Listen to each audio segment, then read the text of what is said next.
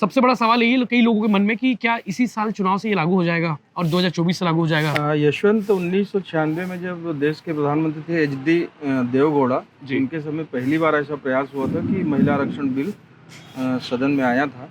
कुल मिलाकर के संख्या बढ़ी है, संख्या बढ़ती जा रही है, महिलाओं में उत्साह भी है और लगातार सशक्त महिलाओं की जरूरत समाज भी महसूस कर रहा है। तो ये देखने ये आंकड़े उस ओर इशारा भी कर रहे हैं। अगर विधायक देवेंद्र यादव की टिकट पे अगर कहीं तलवार लटकती है तब क्या होगा? देवेंद्र यादव 7 राजनीति से आगे बढ़े हैं। एनएसयूआई के जिलाध्यक्ष रहे भिलाई के, बाद में छत्तीसगढ़ के प्रदेश अध्यक्ष भी बने और प्रदेश के राष्ट्रीय पदाधिकारी भी बने।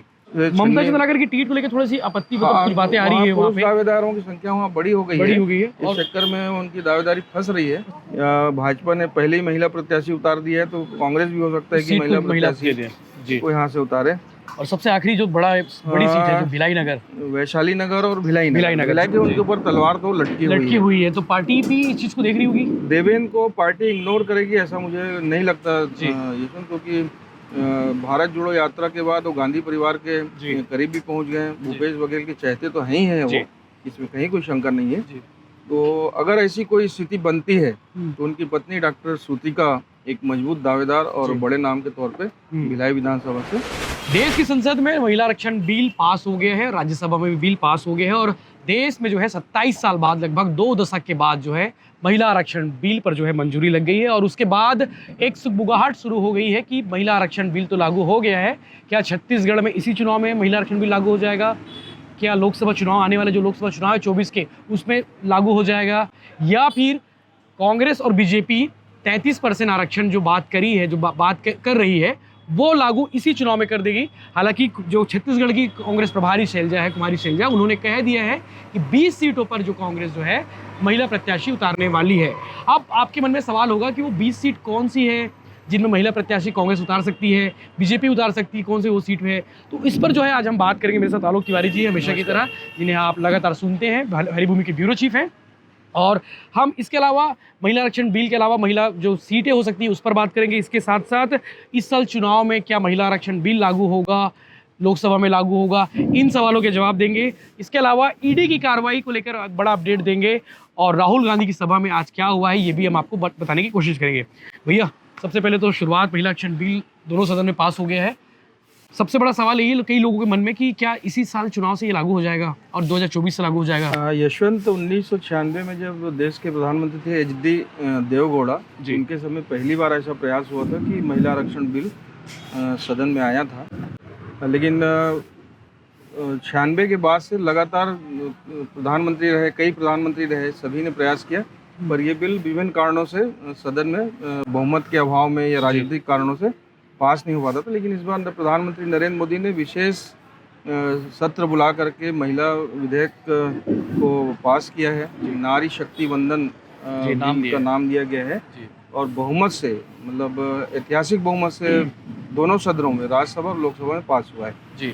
तब से ऐसी चर्चा है कि ये बिल कब से पास होगा, ये सामान्य मतलब सभी वर्ग के लोग जानना चाहते हैं कि इसका प्रभाव कब से दिखने को मिलेगा अभी। लेकिन इस बिल में बहुत साफ प्रावधान है जो देखने और समझने में आया है कि आर्थिक जनगणना और विधानसभा और लोकसभा के नए परिसीमन के बाद ही ये एग्जीक्यूट हो पाएगा टोटल। मतलब जब ये पूरी चीज़ें हो जाएगी, आर्थिक जनगणना हो जाएगी और नया परिसीमन हो जाएगा, तब ये होगा। ये मेरा ख्याल है 2030 के आसपास ये विधेयक अस्तित्व में आ पाएगा। कानून का रूप तो ले चुका है कि दोनों सदनों में पास हो गया है और इसको राज्य विधानसभा की सहमति की जरूरत भी इस विधेयक को नहीं है तो इसलिए ये कानून तो बन गया है। पर कानून को बनने में ये है कि ये सारी चीजें, परिसीमन और आर्थिक जनगणना जब हो जाएगी तो लगभग 2030 में मामला जाएगा। अभी चर्चा का विषय ये है कि कांग्रेस लगातार ये प्रेशर बना रही है कि इसको आज से ही लागू क्यों नहीं किया गया, आज से लागू किया जाना चाहिए। सोनिया गांधी जी ने सदन में कहा कि ये हमारा विधेयक है, इसको राजीव जी का सपना था कि महिलाओं को आरक्षण मिले, तो इसको तत्काल किया जाना चाहिए। मुझे ऐसा लगता है कि और शैलजा जी ने भी, शैलजा जी का बयान बड़ा मायने है और 2 दिन तरह से उत्साह भर गया महिलाओं में। 2 दिन पहले जो कांग्रेस की बैठक हुई उसमें उस बैठक से निकलने के बाद शैलजा जी ने कहा था कि मोदी जी जब लाएंगे तब लाएंगे और हम महिलाओं को आरक्षण जो भागीदारी है भागीदारी जो वो है अभी से विधानसभा में इसी समय से दे देंगे। और हमारी कोशिश है कि हर लोकसभा में कम से कम 2 प्रत्याशी हों। जी। तो 90 में ये आंकड़ा 20-25 जाएगा, 20-21 के आसपास जा रहा है। हालांकि उन्होंने कहा कि 20 सीट देंगे करके। हाँ, 20 सीट देंगे ऐसा उन्होंने कहा। जी, लेकिन आंकड़े जो हमारे पास पुराने जो डेटा है वो अच्छे नहीं महिलाओं को लेके, कि बीजेपी कांग्रेस दोनों ने उतना नहीं दिया टिकट जितना। छत्तीसगढ़ राज्य निर्माण के बाद जो पहला चुनाव हुआ था 2003 में जी, उसमें 5 महिलाएं सदन में आई थी जी, जिसमें 4 भाजपा से थी, 1 बसपा से थी जी। 2008 में संख्या बढ़कर 11 पहुंच गई। जी, इसमें 6 भाजपा और 5 कांग्रेस की विधायक चुनी गई। चुन कर गई। 2013 में भाजपा से 6, कांग्रेस से 4, कुल 10 महिलाएं विधानसभा पहुंची थी। जी, छत्तीसगढ़ का पहला जो विधानसभा हुआ था 2003 में, उसमें राज्य की कुल 90 सीटों में 46 सीटों पर 62 महिला प्रत्याशियों ने अपना भाग्य आजमाया था। बीजेपी कांग्रेस और निर्दलीय सभी शामिल थी। 2008 में ये सीटें बढ़कर 94 पहुंच गई थी। 13 में फिर ये आंकड़ा 83 हो गया जी। और 2018 में 115 महिला नेत्रियों ने चुनाव लड़ा था जी, लास्ट इलेक्शन। तो कुल मिलाकर के संख्या बढ़ती जा रही है। महिलाओं में उत्साह भी है और लगातार सशक्त महिलाओं की जरूरत समाज भी महसूस कर रहा है। तो ये देखने ये आंकड़े उस ओर इशारा भी कर रहे हैं। कांग्रेस इस बार 20 की बात कर रही है, लेकिन लास्ट टाइम 2018 में 12-13 उनको मैदान में उतारा था, जिसमें 10 जीत के आई थी। जी, मतलब रेशियो ठीक है वहाँ पे महिलाओं का ठीक है जी। और 2019 में जब उपचुनाव हुए तब भी कांग्रेस ने 3 महिलाओं को मैदान में उतारा, तीनों जीत के आई हैं। अभी 71 विधायकों में से 13 महिला विधायक कांग्रेस के पास सदन में है वहाँ पे जी।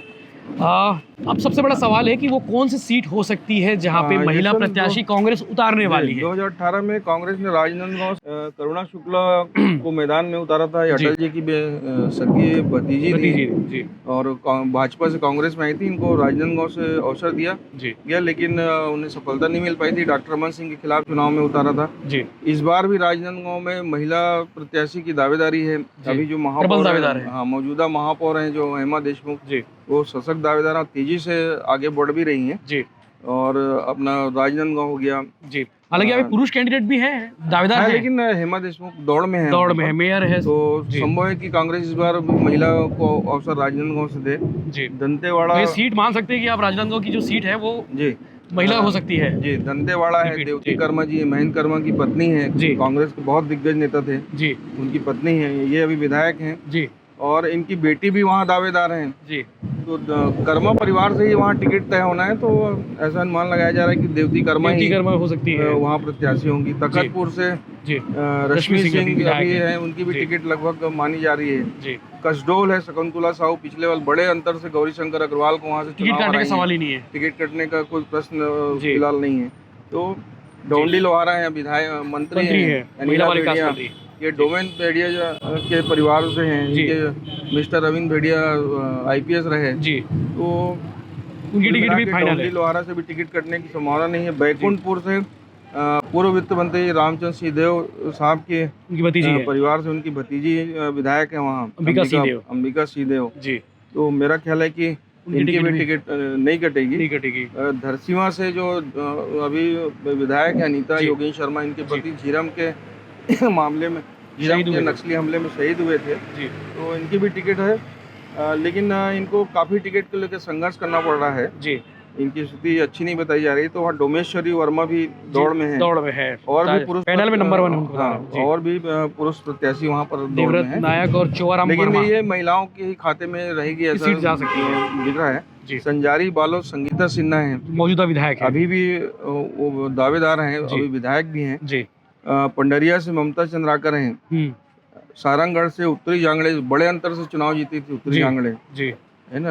उनकी टिकट भी फाइनल है। खुज्जी ममता चंद्राकर की टिकट को लेकर थोड़ी सी आपत्ति की बातें आ रही है। वहाँ पे दावेदारों की संख्या वहाँ बड़ी हो गई है इस चक्कर में उनकी दावेदारी फंस रही है। सिटिंग विधायक तो हो सकता है रिपीट भी कर दे। महिला आरक्षण को अगर इस नजर आरक्षण नहीं बोलना चाहिए जी, महिला प्रतिनिधित्व को कांग्रेस बढ़ावा दे रही है, मैसेज देने के लिए भी। महिला कांग्रेस जो टिकट है उनकी नहीं काटेगी, महिला विधायक टिकट नहीं काटेगी। खुज्जी जो छन्नी साहू हैं जी, ये उनका भी रिपीट है वहाँ पे। इनको लेकर के भी ये थोड़ी सी नाराजगी जरूर है, पर छन्नी साहू भी टिकट पाने में सफल हो जाएंगी दिखता है। सक्रिय रहती इलाके में घूमती हैं। नगरी सिहावा से डॉक्टर लक्ष्मी ध्रुव हैं, जी है ना। इनके पति हालांकि वहाँ से टिकट मार रहे हैं, जो यहाँ हमारे भिलाई में आबकारी अधिकारी थे के ध्रुव, अच्छा उनकी पत्नी है। जी जी, वो टिकट मांग रहे हैं। तो इस बार भी वो दावेदार है। कुरुस से लक्ष्मीकांत साहू का भी नाम चल रहा है, जी वहाँ तारणी चंद्राकर जी भी के हैं। खिलाफ है। ये अजय चंद्राकर भाजपा के तेजतर्रार लीडर हैं। जी उनके तो खिलाफ है। कुरुद एक हो सकता है कि यहाँ महिला को अवसर मिले, जी तो ये हो गया। और आपका भानु प्रतापपुर जो अभी चुनाव हुए थे। मनोज मंडावी जी के निधन के बाद ये इलेक्शन हुआ था, जी सावित्री मंडावी रिपीट की जाएंगी। जी राजिम से जो अभी जनपद अध्यक्ष हैं पुष्पलता साहू, उनका भी नाम चल रहा है। खैरागढ़ यशोदा वर्मा उपचुनाव जीती थी, जी तो इनके भी रिपीट होने की संभावना है। लेकिन वहाँ दशमत जंगेल करके एक और नाम आ गया वहाँ एक नाम और है वहाँ पर। जी सराईपाली से भाजपा ने पहले ही महिला प्रत्याशी उतार दिया है, तो कांग्रेस भी हो सकता है कि महिला प्रत्याशी को यहाँ से उतारे। और सबसे आखिरी जो बड़ी सीट है, जो भिलाई नगर, वैशाली नगर और भिलाई नगर को अपन साथ में चर्चा करेंगे यशवंत से जोड़ करके। और वैशाली नगर की है, अगर महिला हो गया के खाते में दुर्ग जिले में कोई सीट महिला को देनी होगी तो वो वैशाली नगर एक सीट हो सकती है, जिसमें तुलसी साहू जो जिला कांग्रेस कमेटी के अध्यक्ष रही हैं, प्रथम अध्यक्ष नहीं पिलाएगी। पिछले विधानसभा में टिकट होते रह गया था।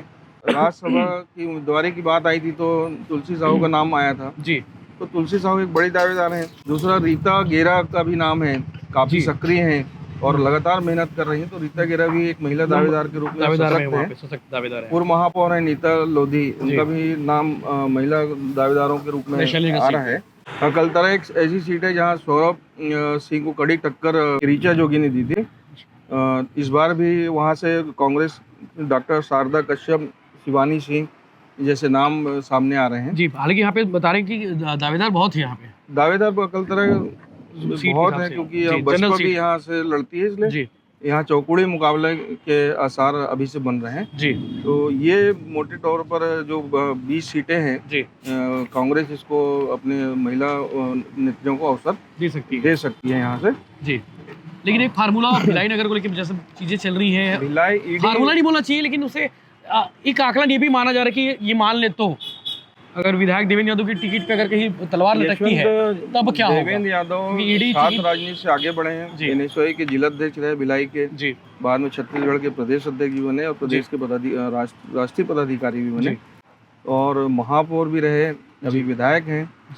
जिस कम उम्र में उन्होंने बड़ा मुकाम हासिल किया है, तो स्वाभाविक है कि देश की आंखों में आए वो राजनीति में धूल तारे की तरह चमके हैं वो, तो उनकी प्रतिद्वंदिता भी तेजी से पार्टी के भीतर भी बढ़ेगी और बाहर भी बढ़ेगी। अभी जो ईडी की कार्रवाई परसों हुई है 24 सितंबर को, जो कोर्ट ने स्वीकारा है आरोप को, कोल मामले में जो है आरोप पत्र जो दाखिल किए गए थे उसको कोर्ट ने स्वीकार किया है। चंद्रदेव राय और देवेंद्र यादव उसमें बतौर आरोपी शामिल किए गए हैं। तो मैं जहाँ तक कोर्ट न्यायालय को समझ रहा हूँ और वकीलों से भी मेरी जो चर्चा हुई है उसके मुताबिक देवेंद्र यादव को या तो अग्रिम जमानत लेना पड़ेगा या आरोप पत्र को हाई कोर्ट में चैलेंज करें कि मेरे ऊपर बेगुनाह मतलब बेवजह आरोप लगाया गया है, तो उस आधार पे उस पर स्टे ले या अग्रिम जमानत ले या कोर्ट में पेश हो जाए। तो कोर्ट में पेश होने के बाद ये जज के ऊपर होगा कि उनको बेल देते हैं या फिर पेश करते हैं। कुल मिला के उनके ऊपर तलवार तो लटकी हुई है। तो पार्टी भी इस चीज को देख रही होगी। देवेंद्र को पार्टी इग्नोर करेगी ऐसा मुझे नहीं लगता यशवंत, क्योंकि भारत जोड़ो यात्रा के बाद वो गांधी परिवार के करीब भी पहुंच गए। भूपेश बघेल के चाहते तो हैं ही हैं वो, इसमें कहीं कोई शंका नहीं है। तो अगर ऐसी कोई स्थिति बनती है तो उनकी पत्नी डॉक्टर श्रुतिका एक मजबूत दावेदार और बड़े नाम के तौर पे भिलाई विधानसभा से इसकी चर्चा आ सकती है। इसकी चर्चा हम और आप नहीं कर रहे हैं, ये जन चर्चा भी है, शहरवासी इसकी चर्चा भी है, कैसा भी हो सकता है। डॉक्टर श्रुतिका नाम है संभवतः, श्रुतिका ताम्रकर जी, मजबूत दावेदार के तौर पे सामने आ जा सकती है। देवेंद्र और देवेंद्र की टीम को कांग्रेस इग्नोर करने की स्थिति में नहीं है यशवंत।